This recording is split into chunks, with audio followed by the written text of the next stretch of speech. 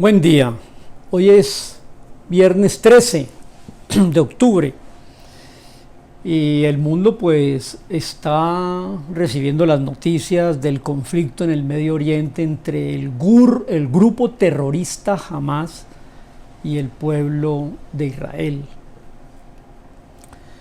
Yo quiero hacer una reflexión con un título que puede aclarar mucho de lo que está pasando en la sociedad mundial de hoy. Los locos conducen a los ciegos, como dice William Shakespeare. Los locos conducen a los ciegos. Un mundo loco con un liderazgo loco y una muchedumbre ciega que realmente desconoce la profecía, la geopolítica o los movimientos de para dónde va todo esto. Es una pregunta curiosa, ¿no? ¿Para dónde va la historia del mundo? El Dios creador es el Dios de la historia, así como lo está escuchando. Dios está tras bambalinas en la historia humana. Usted dirá, bueno, ¿por qué si Dios existe no hay paz entre las naciones y felicidad? Porque sería muy fácil entonces creer en ese Dios de esa manera. ¿Y dónde quedó el libre albedrío y la libre elección suya y mía? Dios existe y hay que encontrarlo en la naturaleza, en la historia, en la Biblia, en Jesús, en la predicación, en la vida, en las circunstancias. Pero tienes que estar dispuesto a buscarle. Pero los locos que conducen a los ciegos no dan opción. Quiero entrar en materia diciéndole en primer lugar que hay dos formas de manejar los problemas mundiales. Uno es de abajo y otro es de arriba. De abajo, y es donde hay conflictos, guerras, rumores de guerra, imperios dominantes, dominados, transacciones económicas, bolsa de valores, pandemias. Es dentro de este mundo que se busca organizar de tal manera, sin la intervención de Dios, para que esto sea de verdad un paraíso. La otra forma es que venga de los cielos el Mesías Rey y funde aquí en la tierra un estado ideal que se conoce como el milenio. Esos son los dos puntos de vista para enfrentar los acontecimientos de la historia. De abajo hacia arriba, el hombre lo quiere hacer sin la intervención divina, y el otro es de arriba hacia abajo: venga a nosotros tu reino y hágase tu voluntad, como en el cielo, así también en la tierra. ¿Por qué hay esas dos maneras? Y eso lo encuentro yo en la Biblia, cuando Isaac, el hijo de Abraham, el patriarca Abraham, tuvo un hijo, Isaac, que es el hijo de la promesa. Y Isaac tuvo en su esposa unos gemelos, que uno se llamó Esaú y otro se llamó Jacob. Esaú despreció la espiritualidad al vender por un plato de lentejas su primogenitura. Esaú es terrenal, es el que quiere ver las cosas solucionadas solamente aquí abajo. Por eso despreció la bendición de ser el primogénito. Jacob, en cambio, vio la importancia de la espiritualidad y compró el derecho a la primogenitura. Y cuando llegó el momento de que su padre Isaac iba a morir, ya anciano y ciego, le dijo a Esab, el mayor: tráeme algo de la casa que tú haces, un corderito, me lo preparas, que yo te voy a dar la bendición del primogénito.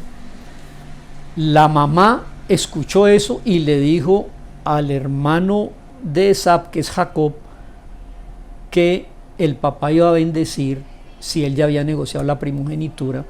Y ustedes conocen la historia que suplantó Jacob a su hermano Esab o Esaú y se robó la primogenitura y la bendición.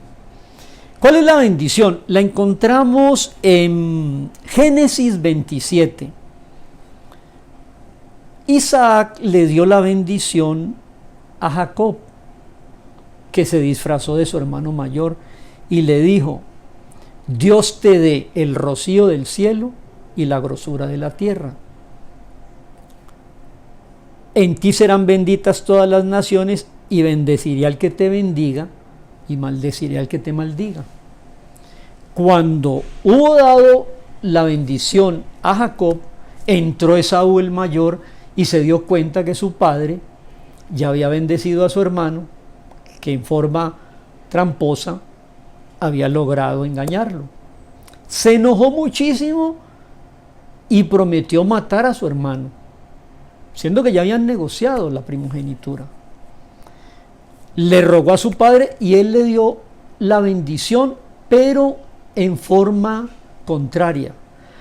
Al primero le dijo, versículo 28, Dios te dé el rocío del cielo y la grosura de la tierra. Y le dijo a su hermano, la segunda bendición fue: he aquí que tu habitación sea la grosura de la tierra y del rocío del cielo de arriba, por tu espada vivirás. Entonces allí hay dos maneras de enfrentar estos problemas que estamos viendo en la humanidad. Uno es mediante el esfuerzo humano y otro es mediante la intervención divina. Por eso, no sé, pero pienso que uno no puede enfocar los problemas y las guerras y la situación bélica que está viviendo el mundo con un punto de vista de Dios, en el sentido de que debe intervenir. ¿Por qué? Porque hay dos puntos de vista. Uno es el humanista y otro es el mesianista. El mesianismo es: venga a nosotros tu reino y hágase tu voluntad en la tierra como en el cielo. La otra es: nosotros estableceremos aquí un mundo y lo organizaremos a nuestra manera. Dios está fuera de la ecuación. Sea como fuere, es muy difícil desde el punto de vista de la espiritualidad entender las guerras. Es difícil. Yo quisiera decir algo que puede sonar hasta burlesco, pero vamos a decirlo. Si David fuera un cristiano, no hubiera enfrentado a Goliat con una honda y una piedra, sino que le hubiera puesto la otra mejilla. Así, que suene un poco burlesco. ¿Cuál era la manera que Dios tenía en la historia de manifestarse? Escogiendo un pueblo, entregándole la ley, que es la Biblia, y un territorio. Sabía que el mundo iba a estar disgustado, primero con el pueblo, antisemitismo, luego con la Torá o la Biblia, prohibiendo leerla, instrumentalizándola y adulterándola, y luego con la tierra, sacarlos de la tierra. Por ejemplo, hoy en día ya no, como en la Segunda Guerra Mundial, que lo que primó allí fue el antisemitismo, y hoy en día, como ya tienen pueblo, entonces lo que hay hoy en día es antisionismo. Y yo he encontrado entre el mundo cristiano muchos que no son antisemitas, pero son antisionistas. Eso es lo mismo. Cuando no era sino un pueblo sin país, odiaban al pueblo, antisemitismo. Y cuando ahora es un país con su tierra, es antisionismo, es lo mismo. Esa tierra es de ellos y esa tierra les pertenece. Y la Biblia tiene como uno de los nombres aparte del Antiguo Testamento, Torá, Biblia, es Sagradas Escrituras, porque en ese texto están las escrituras sagradas de esa tierra. Y ese ha sido de los problemas de este mundo. Pero la gente es ciega. Los locos de Hamás quieren esa tierra, pero los ciegos que están en el mundo no saben que Dios es el Dios de la historia y escogió ese pueblo para que viniera a través de ese pueblo los patriarcas, las matriarcas, las promesas, los pactos, y les dio esa tierra, pero no lo quieren reconocer. Y desde el vientre, cuando nacían los pueblos, venían unos gemelos peleando, y cuando nació Esaú, Jacob venía pegado de su talón, y Esaú despreció la parte espiritual y de su primogenitura, se la compró Jacob, y en el momento de morirse el papá Isaac, el uno se disfrazó del otro y se robó la bendición de la primogenitura. Tan es así, queridos visitantes, que Jacob luchó con un ángel toda la noche por la bendición y le ganó al ángel. Y le decía a Jacob: no te dejaré hasta que no me bendigas. ¿Y sabe cuál fue la bendición? Ya no te llamarás Jacob, sino Israel, porque has peleado, eres guerrero. Entonces, en la historia Dios estableció un pueblo guerrero para que defienda la herencia terrenal de esa porción de tierra que se llama la tierra prometida. Y los locos que están al lado de él siempre han querido sacarlos de la tierra, y aún así hoy el grupo terrorista Hamás tiene como punto primero en su plataforma ideológica acabar con el pueblo, con la tierra y con el nombre de Israel. Es una lucha milenaria. Uno es Tikkun, así se llama, perfeccionar esto para que venga el Mesías, y otro punto de vista es el de la iglesia, que esperamos al Mesías que regrese por segunda vez para establecer el milenio. Entonces no se puede luchar las guerras como iglesia, porque en la historia y las guerras quedó un pueblo que se defiende, que es Israel. Eso como parte aclaratoria del asunto. Pero hay una cosa que puede sonar un poco delicada también, y aquí quiero ser muy puntual y espero que lo entiendan. Resulta que la lucha es entre hermanos medios. ¿Qué estoy diciendo? Los árabes y los israelitas o judíos son hijos del mismo padre, Abraham. Abraham estaba ya de mucha edad y su esposa Sara era estéril. Entonces se aparece Dios y le da una promesa: tendrás un hijo, Isaac. Pasaron los años, creo que fueron más de 15 años, y no quedaba embarazada Sara. Entonces Sara le dijo a su esposo: tal vez no entendimos la promesa de Dios, como siempre ha sido, no se entienden las cosas de Dios. Entonces vamos a darle una ayuda. Por favor, llégate a Agar, la egipcia, que está bajo mi jurisdicción. Abraham se llegó a ella y nació Ismael. De allí nace el pueblo ismaelita o árabe. Pasado el tiempo, cuando Ismael tenía como 13 años, nació Isaac, el hijo de la promesa. Por haberle dado esa ayudita Abraham y Sara a Dios, quedaron un par de hermanos medios con todas las dificultades del caso. Ismael y los árabes, Isaac y los judíos.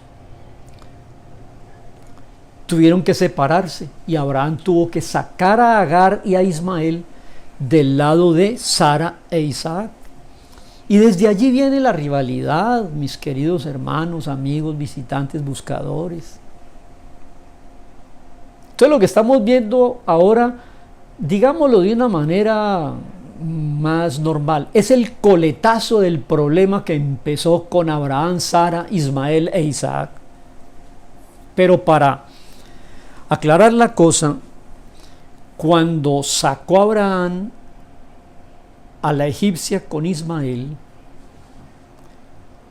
Dios se le aparece a Agar en el capítulo 16 de Génesis. Mire, 16 capítulos del primer libro de la Biblia. Y entonces le dijo, el ángel de Dios le dijo: ya tienes a tu hijo Ismael, y Dios ha visto tu aflicción. Y el verso 12 del capítulo 16 dice: él será hombre fiero, su mano será contra todos y la mano de todos contra él, y delante de todos sus hermanos habitará. Él será hombre fiero. Esa es la promesa que el ángel le hace a la egipcia, mamá de Ismael y de los árabes. Hombre fiero.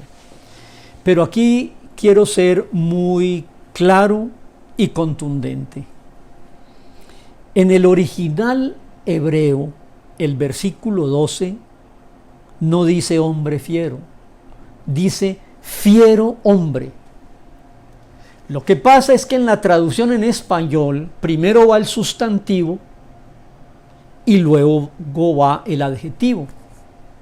Primero es el sustantivo. En inglés creo que es lo mismo, ¿no? Nosotros decimos casa roja y en inglés se dice roja casa, road house, y nosotros decimos casa roja.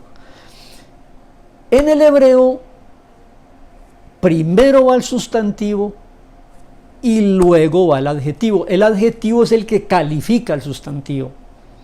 Entonces, si yo lo leo en el original, el verso 12, lo debo leer de la siguiente manera: él será un fiero hombre, un salvaje hombre, un animal hombre, una bestia hombre. Escúcheme. Y aunque me traiga algunas dificultades, esta explicación hay que darla. Queridos visitantes, televidentes, buscadores, los árabes son salvajes, son fieros, son hombres, pero son, en primer lugar, indomables. Mire lo que dice, verso 12, vamos a leerlo en hebreo. Él será fiero hombre, su mano será contra todos y la mano de todos será contra él. ¿Qué estamos viendo en esta nueva escaramuza del Medio Oriente? Estamos viendo el salvajismo de un grupo terrorista que quiere borrar de la historia y de esa tierra al pueblo de la promesa. Y quiero llamar su atención aquí con toda la persuasión que pueda tener mis palabras. Quiero persuadirle a que piense de esta manera. Deje de pelearse contra Dios. Deje de dar coces contra el aguijón. Yo le invito más bien a abrir su mente y su corazón y sus ojos para que no esté más en las tinieblas de esta historia mundial que manipula todo. No les van a quitar esa tierra. Dios, el absoluto de la historia, les dio esa tierra. Ahora, ¿por qué les dio esa tierra? Sería muy buena la pregunta. No lo había considerado, pero le voy a dar una respuesta. ¿Qué condiciones debe tener un país para que exista? 3 condiciones. ¿Cuáles serían las 3 condiciones? 1, que haya un pueblo. 2, que tenga una soberanía. Y 3, que tenga un territorio. ¿Escuchó? De esa manera existe el pueblo. ¿Qué es el pueblo colombiano? Es un pueblo con unas costumbres y una historia común, que tiene unas leyes o una constitución que los agrupa y tiene un territorio. Todas las guerras son o por problemas raciales, o por problemas de soberanía, o por problemas territoriales. Esas han sido las guerras. El pueblo de Israel ha sido atacado como pueblo. Antisemitismo. La ley de ellos, que es la Biblia, la Torá, ha sido perseguida, prohibida, adulterada y atacada. Esa es su soberanía. Y tercero, su territorio, la territorialidad, ha sido 36 veces ocupada en toda la historia de más de 3000 años, esa tierra de Israel. Cuando llegaron allí, en el 48, había 3 cosas: ruina, desierto, pantano y mosquitos. No había ni pájaros. Y hoy en día han hecho de eso un paraíso. Pero bueno, dejémoslo allí. En primer lugar, hay 2 maneras de ver la historia. Yo arreglo aquí todo primero, tikkun, y la segunda manera es: ven Mesías y nos arreglas esto, milenio. Segunda venida y perfeccionamiento. Para poderlo perfeccionar, va a tener que pelear. La lucha nuestra no es contra carne ni sangre, ni contra guerras territoriales, sino en las esferas celestes. A Israel le dio las armas para que peleen su territorio, conserven su pueblo y guarden la palabra.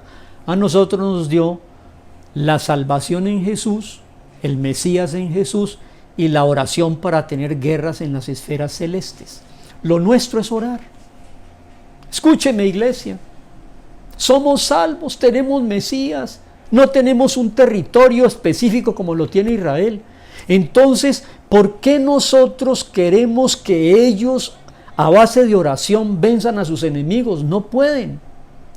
Nosotros no estamos de acuerdo con la guerra porque nosotros ya tenemos el Mesías, tenemos las promesas, tenemos la salvación, somos templos del Espíritu.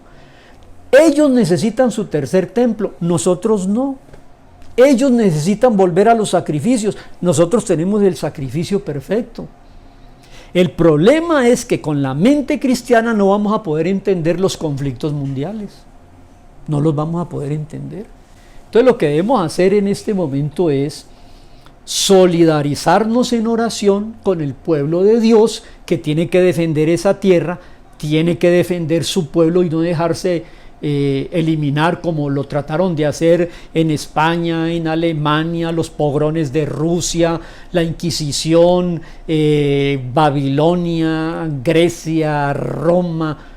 Ha sido un pueblo perseguido toda la vida. Esto me lleva a mí a un punto muy bonito en esta reflexión. Le preguntaron a un soldado del ejército de Napoleón que se identificaba como cristiano. Le dijo Napoleón: dame una prueba de que Dios existe. Y cuenta la historia que el soldado le respondió: el pueblo judío, mi emperador. Queridos buscadores, ¿por qué ese pueblo ha sido odiado? Pero no odiado por ahora, que tienen tal vez disque recursos y el mejor ejército, pero ellos fueron esclavos en los faraones 400 años. Ellos fueron lanzados al foso de los leones. Ellos fueron destruidos por Babilonia. Ellos fueron perseguidos por los romanos. Ellos fueron echados a los hornos crematorios. Ellos han sido expulsados de Rusia. Hermanos, ese pueblo es la demostración del que el Dios de la Escritura, el soberano creador, escogió ese pueblo para hacer un testimonio en medio de la historia tan compleja que se está viviendo desde los albores de la vida. Ahora quiero terminar esta primera reflexión y le invito tal vez a una agenda con la letra A. Mirar la actualidad, mirar Armagedón, mirar el anticristo y mirar el arrebatamiento. 4 A's. Vamos a estar metiéndonos en esos temas con un solo propósito, que podamos mover nuestra voluntad a por lo menos dejar de ser ciegos y no dejarnos guiar por locos, como dice la frase de William Shakespeare. Voy a mirar por ahí unos efectos colaterales de lo que está pasando. Con todo el respeto que ustedes me merecen, pero pues yo también soy hijo de mi tiempo. Yo soy yo y mis circunstancias, como dice Ortega y Gasset. Miremos.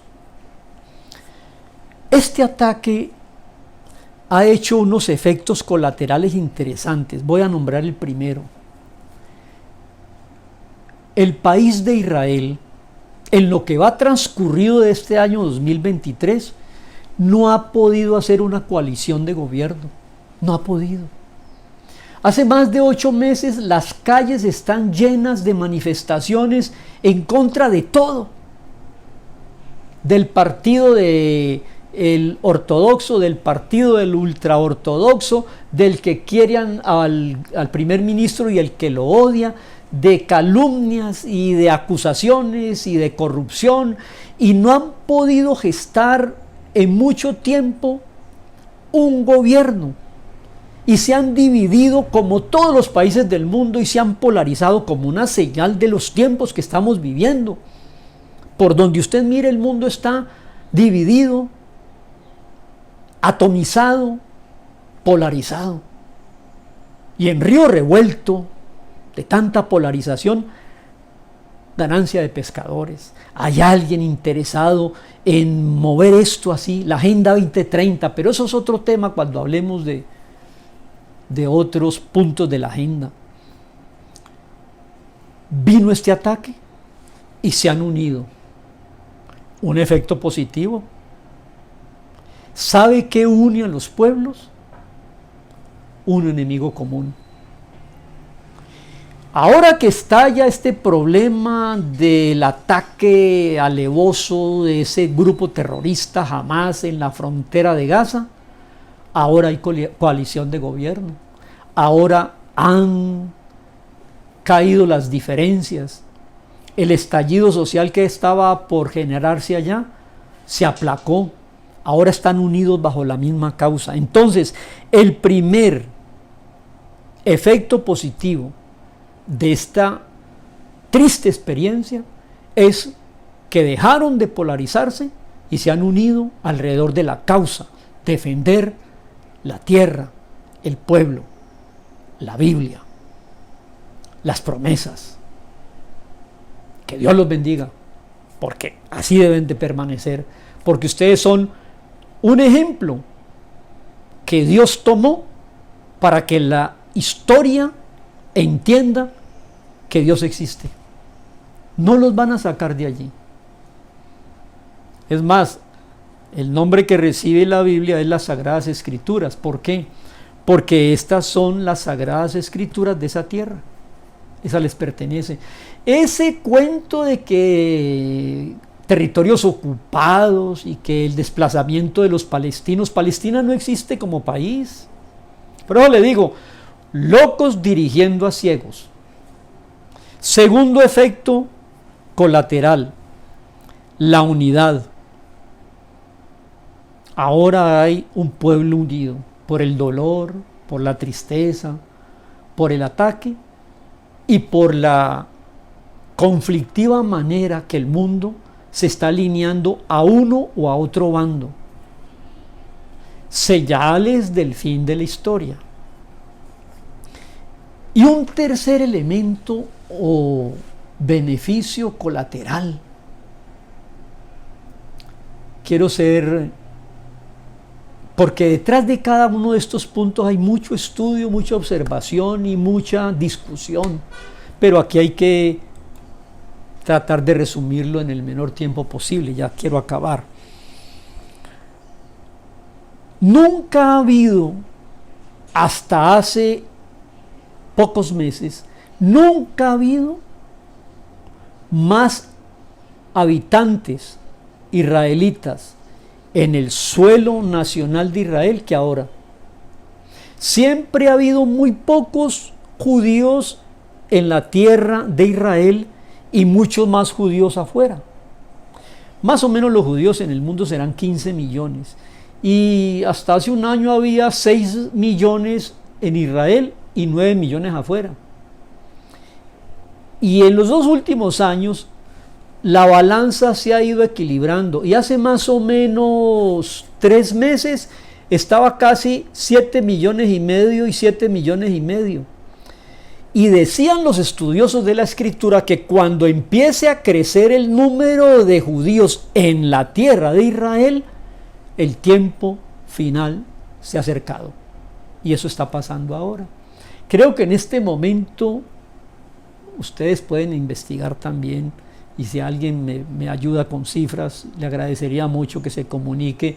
Como esto es un video, tal vez me escriba en el canal de YouTube donde va a aparecer. Pero en este momento puede ser 8